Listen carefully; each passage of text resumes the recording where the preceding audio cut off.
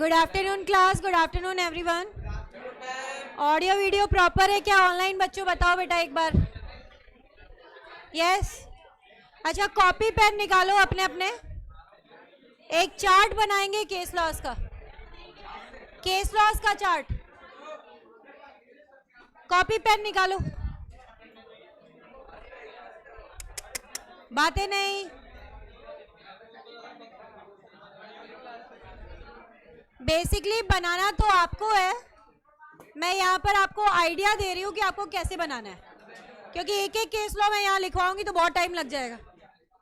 पर आइडिया दे देती हूँ बनाना कैसे है, फिर फेयर आउट करना अपने हिसाब से। लिखो इसमें list of important cases, list of important cases, list of important cases. Basically ये एफर्ट आपको यूनिट 1 में करना है, क्योंकि इसी में इतने केस लॉज हैं, बाकी एक दो आते हैं। यहाँ ज़्यादा पढ़े हैं तो एक बार शॉर्ट समरी वे में आपको याद रहेगा कौन कौन से करने हैं, सारे नहीं करने होते। पहला लिखो, सबसे पहले पढ़ा था बाल्फर अगेंस्ट बाल्फर। बाल्फर अगेंस्ट बाल्फर, याद आ रहा है? हस्बैंड ने वाइफ को प्रॉमिस किया इतने रुपए का मंथली अलाउंस दूंगा, नहीं दिया। वाइफ ने केस फाइल किया था, हमने क्या बोला था? She will not succeed. आप इसका एक लाइन में लिखोगे डिसीजन। कैसे लिखोगे? फैमिली एग्रीमेंट या social agreement are not contract because there is no intention to create legal obligation. लिख लोगे ना? अब सेकेंड नंबर डालो, लालमन शुक्ला वर्सेस गौरीदत्त। लालमन शुक्ला वर्सेस गौरीदत्त। घर जाके फेयर आउट करना, यहाँ तो मैं सिर्फ रिमाइंड करवा रही हूँ, लिखना तुम्हें है। इस बहाने एक बार बैठोगे तो केसेस रिवाइज भी हो जाएंगे। लालमन शुक्ला वर्सेस गौरीदत्त। इसमें आपने पढ़ा था without knowledge offer can not be accepted, और विदाउट नॉलेज अगर ऑफर की टर्म्स को पूरा भी कर दिया then also you are not eligible for any reward. Seth ji वाला केस था, कुछ याद आया? ठीक है, अब तीसरा डालो, Bolton versus Jones. Bolton versus Jones. Bolton Jones का केस लॉ था स्पेसिफिक ऑफर का, याद आ रहा है? ऑफर जो है वो पर्टिकुलर पर्सन को दिया गया है, तो वही पर्टिकुलर पर्सन ही उसे एक्सेप्ट कर सकता है। ऑर्डर पे जॉन्स ने नाम लिखा था ब्रोकलहर्स्ट का, तो ब्रोकलहर्स्ट ही उसे एक्सेप्ट कर सकता है, नो वन एल्स। यही था। नेक्स्ट केस लॉ लिखो, Carlill versus carbolic smoke ball company. Carlill versus influenza general offer. Carlill versus carbolic smoke ball company. General offer given to public at large. Anyone from public can accept it. Whoever fulfill the condition. Carlill ने medicine according to instruction ली है, company has to पे compensation. Company has to पे compensation. Next लिखो, नील versus merit. नील versus merit क्या था इसके अंदर? याद करो, कौन से पॉइंट में पढ़ा था? Acceptance should B absolute and unconditional. ठीक है, इसमें एक लाइन में क्या लिखना? अगर आपकी एक्सेप्टेंस क्वालिफाइड है, काउंटर ऑफर है, then there is no valid acceptance. याद आ रहा है? दो केसेस का डिसीजन सेम लिखोगे, एक तो नील मेरिट वाला 280 पाउंड में मेरा घर खरीद लो, याद आ रहा है? 80 का तो चेक लगा देता और बैलेंस का इंस्टॉलमेंट में पे करूंगा, वो था नील मेरिट वाला। दूसरा लिखो, union of India against Babulal, वो भी काउंटर ऑफर वाला ही था। 1 लाख में घर खरीद लो, बोलता है 80,000 में तैयार हूँ, मना कर देता है, फिर कहता है 1 लाख में खरीदने को तैयार हूँ। Union of India versus Babulal. Union of India against Babulal. एक इंपॉर्टेंट पढ़ा था तुमने, Felthouse against Bindley. Mere silence is no acceptance unless the silence is evidence of acceptance. Magazine वाला याद आ रहा है? मेयर साइलेंस इज, हाँ चाचा भतीजे वाला। 30 यूरो में कुछ नहीं कहा तो मान लूंगा कि तुमने अपना घोड़ा मुझे बेच दिया है। वो उसको बोलता है कि भाई ऑक्शनियर को ये घोड़ा बेचना मत, अंकल के लिए रिजर्व करके रखा था, बट ऑक्शनियर ने बाय मिस्टेक बेच दिया। फिर वो कन्वर्जन ऑफ प्रॉपर्टी का अंकल केस फाइल करते हैं, यही था ना? अच्छा, एक इसमें इंपॉर्टेंट पढ़ा था, Ramsgate Victoria Hotel against Montefiore. Acceptance should be given within reasonable time. एक लाइन में बोलूँ तो ये डिसीजन है। Ramsgate Victoria Hotel versus Montefiore, Ramsgate Victoria Hotel versus Montefiore. कुछ ऐसे केसेस जो आपने पढ़े तो है बट मैंने आपको बोला चाहे नहीं भी याद हो तो काम चलेगा, जिसमें एक था तुम्हारा ब्रॉकडेन वर्सेस मेट्रोपॉलिटन रेलवे कंपनी, याद करो। ड्रॉर के अंदर कॉपी रख दी थी ड्राफ्ट एग्रीमेंट की, तो हमने कहा था कम्युनिकेशन वैलिड नहीं है। कल एक लिया था Mukul Datta versus Indian Airlines, बस टिकट वगैरह के पीछे कुछ कंडीशन दी हुई है तो क्या मानेंगे, पैसेंजर को पता है। और एक लिली वाइट करके केस लॉ था, लिली वाइट मनुस्वामी, जिसमें बोला कि लॉन्ड्री रिसिप्ट के पीछे जो लिखा है ना शर्तें, क्या माना जाएगा, कस्टमर को उनकी जानकारी है। बट ये 3 लीडिंग नहीं है तो इनके नाम लिखने की जरूरत नहीं है। हाँ वो 2 रह गए, वो लिखो। Harvey Facey, Harvey versus Facey, जिसमें डिफरेंस बताया था प्राइवी काउंसिल ने between invitation to offer and offer. क्या तुम हमें बम्पर हॉल पेन बेचोगे, मिनिमम प्राइस बताओ, वो वाला है ना। हैरिस निकर्सन, इस टॉपिक के 2 थे, Harris Nickerson, Harris versus Nickerson. Auction sale वाला, ऑक्शन सेल कैंसिल हो गई, कुछ लोग पार्टिसिपेट करने के लिए आए थे, उनके खर्चे लग गए, क्या डैमेजेस मिलेंगे, क्या नहीं मिलेंगे। इनविटेशन टू ऑफर है, ऑफर नहीं है। देखो यूनिट वैसे तो कंप्लीट हो गई, एक छोटा सा टॉपिक बचा है, स्टैंडर्ड फॉर्म ऑफ कॉन्ट्रैक्ट। तो स्टैंडर्ड फॉर्म ऑफ कॉन्ट्रैक्ट के लिए एक बार देखो, एमसीसी बुकलेट से ही करा देती हूँ ये टॉपिक, वैसे तुम्हारे आईसीआई में भी है, उससे भी पेज नंबर देख सकते हो। जहाँ स्पेशल कंडीशंस वाला पढ़ा था ना कल वाला, ये बस टिकट वाला, उसके आसपास ही ये टॉपिक मिलेगा, सेकंड वाला स्टैंडर्ड फॉर्म ऑफ कॉन्ट्रैक्ट। कल मैंने बोला भी था ना ये करवाऊंगी, स्टैंडर्ड फॉर्म ऑफ कॉन्ट्रैक्ट एक आएगा। ये है question number 11, give provisions related to standard form of contract. बहुत रेयर चांस है आपसे नहीं पूछेगा, बट स्टिल मुझे एक्सप्लेन करना है क्योंकि एक टॉपिक आपको दिखेगा तो आपको लगेगा मैम ने छुड़वा दिया, बट ऐसा कुछ नहीं है, बता देती हूँ। एक बार कोई कॉपी देना बेटा, एक भी कोई भी कॉपी दे दो एक बार। जैसे सपोज करो ये कॉन्ट्रैक्ट है, standard form of contract explain कर रही हूँ। सपोज करो ये कॉन्ट्रैक्ट है तो इसके ऊपर अपनी टर्म्स एंड कंडीशंस वगैरह लिखी हुई है सारी। बैक साइड पे जाकर के अगर मैंने आपके साथ कॉन्ट्रैक्ट किया है तो मेरे और आपके दोनों के सिग्नेचर आ रहे होंगे। एक कॉन्ट्रैक्ट से क्या समझते हो, टर्म्स एंड कंडीशंस कुछ लिखी हुई है रिटन फॉर्मेट में और बैक साइड पे उसके सिग्नेचर आ रहे हैं दोनों पार्टीज के, इसी को क्या बोला जाता है, स्टैंडर्ड फॉर्म ऑफ कॉन्ट्रैक्ट। इसी को क्या बोला जाता है, standard form of contract.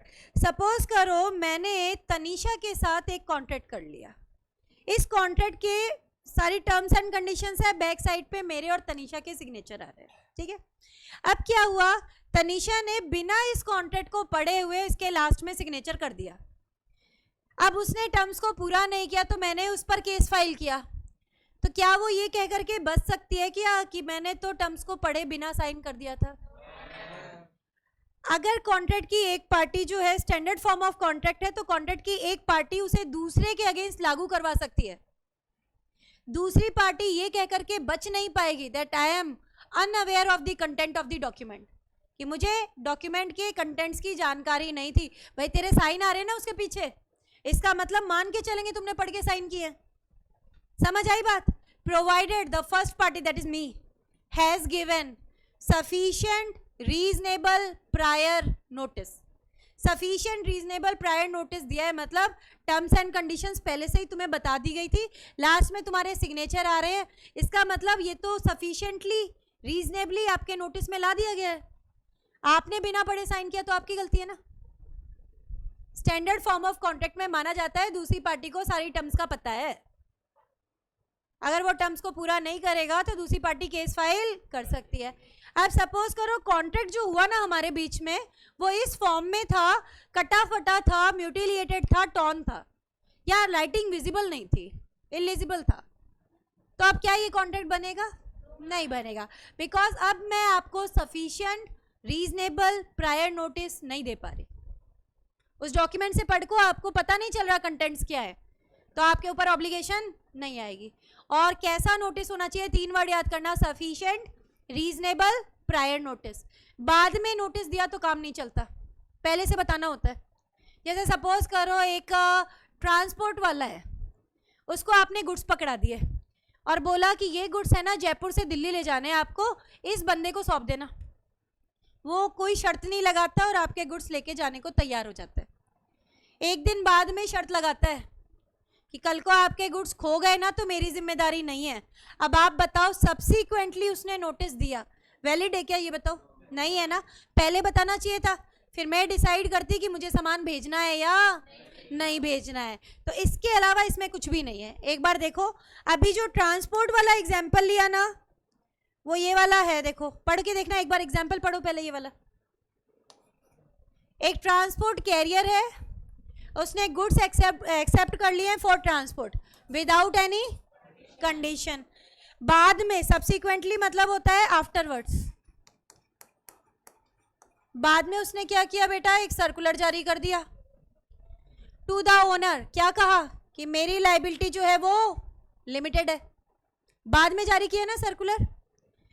In such a case since the special conditions were not communicated prior to the date of contract, these are not binding on the owner।